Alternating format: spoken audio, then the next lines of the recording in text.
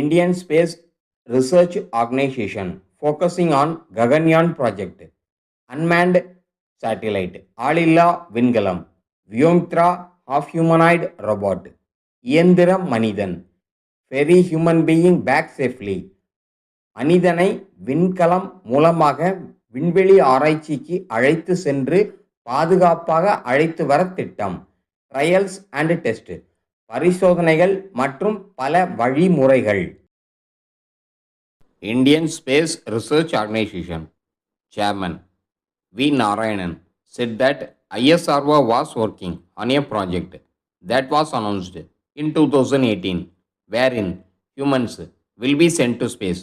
மனிதர்களை விண்கலம் மூலமாக விண்வெளி ஆராய்ச்சிக்கு அனுப்பும் திட்டம்.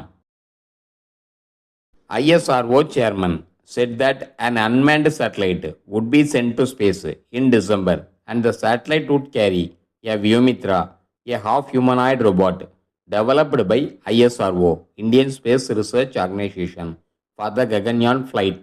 ஆளில்லா செயற்கைக்கோள் unmanned satellite would be sent to space in December. விண்வெளி ஆராய்ச்சிக்கு டிசம்பர் மாதம் செலுத்தப்படும்.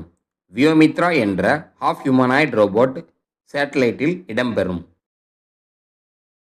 By the end of December, based on its success, 2 rockets without human beings would be sent to space.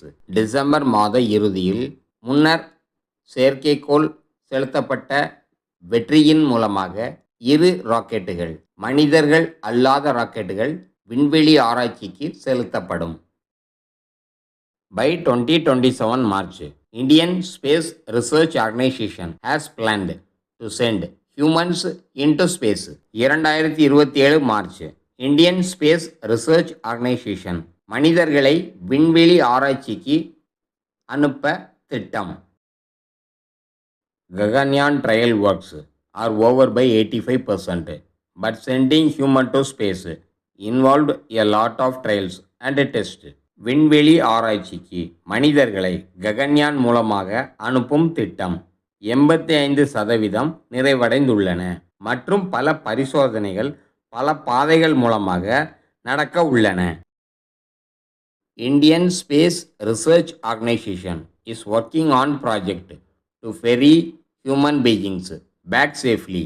Indian Space Research Organization Gaganyaan மூலமாக செயற்கைக்கோளில் மனிதர்களை விண்வெளி ஆராய்ச்சிக்கு அழைத்து சென்று பாதுகாப்பான முறையில் அழைத்து வர திட்டம்.